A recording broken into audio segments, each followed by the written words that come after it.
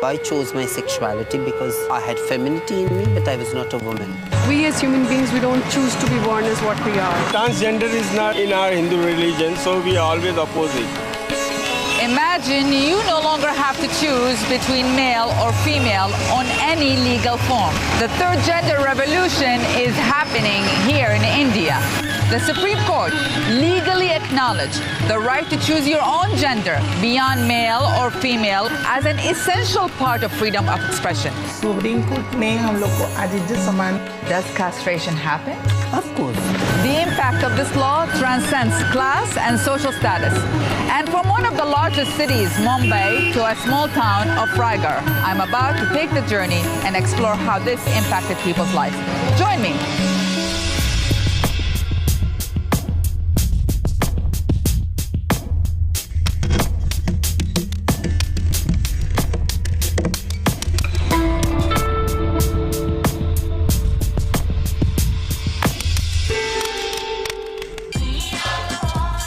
In ancient Hindu scripture, transgender community known as the Hijras here in India were revered. It was during British colonialism that they were criminalized. Indian society has held this tension. On the one hand, they wanted their blessings in different ceremonies. On the other hand, they ostracized them in daily life, forcing many into prostitution and begging on the street. As a result, the Hijra community became closed and secretive. Almost no Indians have seen the inside world of a Hijra's life. Today, I have rare access into that world. I'm about to meet Lakshmi, one of the forces that took the case all the way to the Supreme Court and helped change India's law.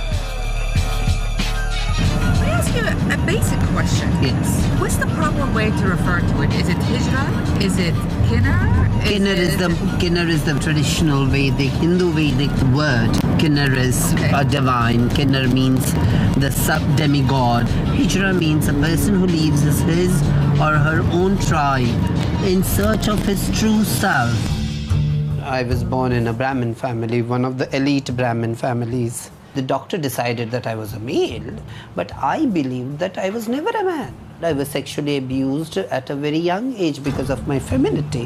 How old were you? I was very young. I was about 7 or 6 years old. And one day when I was, I believe, 14 years old, when I had the guts to say no, and when I had the guts to say no, the whole world changed. At what point your mother and you, or your father and you, had that discussion about happened? Acknowledging? Yeah, my family came from the idiot box, from the television. Section 377 discussion had gone, and there was a press conference, and I landed up in that press conference. In that time I said we should have a constitutional right, we should have the basic human rights. I just said it, and for the first time it was like the press was like, oh my God, she's speaking English. For them, me speaking English was a big deal. They had only seen Hijras clapping, begging, selling body, or, doing the traditional blessing ceremonies. And over there I stand, in a black sari with a sleeveless blouse, talking about my rights. And then I get a phone call from my family, and they said, come home. The biggest thing happens is, get the child married, I said, are you gone blind? They wanted to marry you. Yeah. Then I said, are you gone blind that you don't see your own child, what your child is? So I said, if you'll force me, I'll leave the home and I'll go and castrate myself. My parents were silent for a moment, and then my father had a tear rolling down his cheek. And he said, okay, fine. And he said, you'd require your own space. It was very unusual for any Indian family, immaterial to caste, religion, or, to accept a child which is a transgender so openly. Rather, that was a point in my family that people wanted to get me killed because I was a black spot to the Brahmin clan. You threatened your parents of doing castration. Does castration happen? Of course. Lakshmi has emerged as the voice of the transgender rights movement in India, even representing this marginalized community at the United Nations. In 2014, Lakshmi's impassioned testimony to the Indian Supreme Court led to the legal recognition of the third gender, stating it is the right of every human being to choose their own gender. I chose my sexuality because I had femininity in me, but I was not a woman. I'm the third gender. Has the Supreme Court's ruling changed the societal attitude? Of course, now we are a legal entity. I have the right to choose whether I'm a third gender, I'm a woman, or I'm a man. The Supreme Court says my dignity has to be restored by the state and the federal government. You mentioned many of the Hijra community was forced into Sex work. It's not only India, it's around the world that we are forced into sex work. Because at the ground level, you don't get a job. You're discriminated because of the way you dress up. You're discriminated the way you speak. You're discriminated even because you have a loud expression of your own emotions. That's a very good point. So, what else a transgender does? And the clientele are usually men. Of course, who else come? Gay men are not interested in my femininity. Gays will be only interested in men. I don't want to know what the men who sleep with me are called because they have always said they are heterosexual. Now, you said in your book, you described Vicky, the man who has absolutely overpowered me and made me a woman. When I met this guy, he was like a mirror. As much I love him, he loves me back. She cooked for me. She's a Brahmin woman and she did it for me. It is not me. I'm not a woman who will cook, but love teaches you to cook. In public, we are always together and we go as dignified as any man and woman would go on this planet Earth. It's all about love, unconditional love. What do you think of hijras? I think it's also part of a society only, We have to give a respect to them. We as human beings, we don't choose to be born as what we are. I never chose to be born as a girl. Transgender is not in our Hindu religion, so we always oppose it. Though the Supreme Court's ruling is still work in progress, what is so inspiring about Indian society is that the society is trying.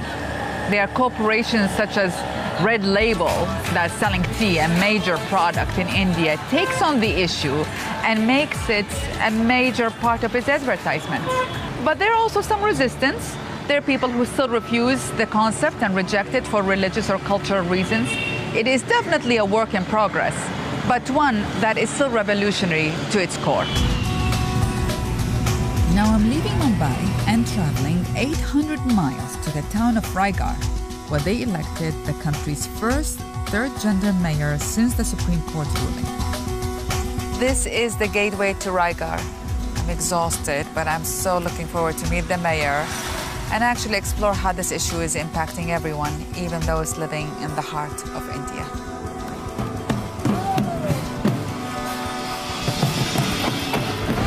So I just arrived Raigarh only to witness a major celebration for the Ganesh festival. It is so exciting and they say it's good luck.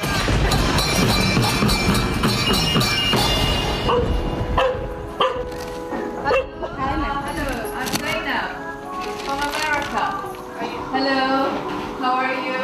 We came from New York just for you. Just for you. Mayor Madhu was gracious to let us into her home at night. Kinnars or hijras are often wary of outsiders and suspicious of attention. It took a lot of convincing to get her to agree to an interview. Yes? Yes. Thank you. Thank you. Thank you very much.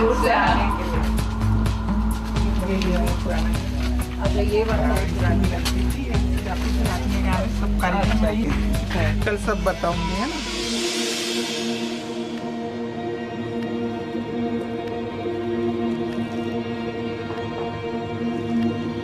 What is the Kinnar lifestyle like? देश में ladies गिनते आते हैं और अलग से अपनी ज़िंदगी जीते हैं लोग। न उनका शादी होता है न उनके ज़िंदगी में कोई प्यार में बताता है। ये किन्नर ज़िंदगी अकेली ज़िंदगी है। बस किन्नर का परिवार किन्नर होते हैं। वो तो माँ बाप भाई बहन तो अपने रिश्ते से जुड़े हैं, खून के रिश्ते से, और बाकी किन्नर का समाज किन्नर परिवार ही होता है। How did your parents react when they first noticed? कि मेरे परिवार वाले ऐसा कोई कुछ फीलिंग नहीं करते थे कि किन्नर ऐसा है और गरीब घर से हैं और किन्नर की हूँ और नाच गा के अपना तो पैसा चलता ही रहता था। ऐसे में ऐसा ये छत्तीसगढ़ है और ये सादा सिंपल सी शहर है छोटी सी, इसमें ऐसा कुछ नहीं होता है कि तुम ऐसे कर रहे हो तो तुमको गांव से निकाल दें कि समाज से निकाल दें कि घर परिवार से। डैडी भी चाहते थे, कोई परेशानी नहीं था। Tell me about your upbringing. You said you came from a very humble family. मैं 8वीं तक गई, 8वीं के बाद नहीं पढ़ी मैं, क्योंकि गरीबी स्थिति थी, काम काज करने वाले कोई नहीं थे, डैडी अकेले थे उसके, इसलिए पढ़े हुए छोड़ के अपना काम काज में लग गए थे हम लोग। मैंने ऐसे जंगल में लकड़ी लेने जाना, रोजी मजदूरी, ईंटा गिट्टी के काम करना। जी मैं ट्रेन में मांगने भी जाती थी पहले। But why the begging? क्योंकि काम में कोई रखते नहीं है और सब दिन, तो आज मैं मेयर बनी हूँ किन्नर समाज से, तो मैं चाहती हूँ सबके लिए घर एक आँख हो जाए सरकार की तरफ से, और कुछ व्यवस्था कमाने का जरिया, छोटा मोटा रोज न किसी से लड़े झगड़ा, न किसी के हाथ फैलाना पड़े। In years past, 2 transgender mayors were elected by the people, but they were both removed from office by the courts over disputes about their true gender. So Madhu is the first third gender mayor in India to serve openly with the blessing of the Supreme Court. You are a trailblazer. Were there any resistance for you running for a mayor? मुझे मना मेरे daddy किए थे, मेरे भाई लोग किए थे, क्योंकि पहले और कभी 20-25 साल पहले कोई किन्नर ऐसी चुनाव पे लड़ी थी तो उनका ऐसी दुश्मनी से मर्डर हो चुका। मैंने ऐसा कुछ नहीं होता, पहले ज़माना दूसरा था, अब के ज़माने दूसरे हैं। पूरे रायगढ़ जितने थे सब मेरे एक तरफा मैंने जीत गई थी करके मुझे डर लगा था कहीं पार्टी वाले दुश्मनी ना निकाल लें, इसलिए मुझे डर लगा था करके मैंने सिक्योरिटी मांगी थी। How did you feel when you won?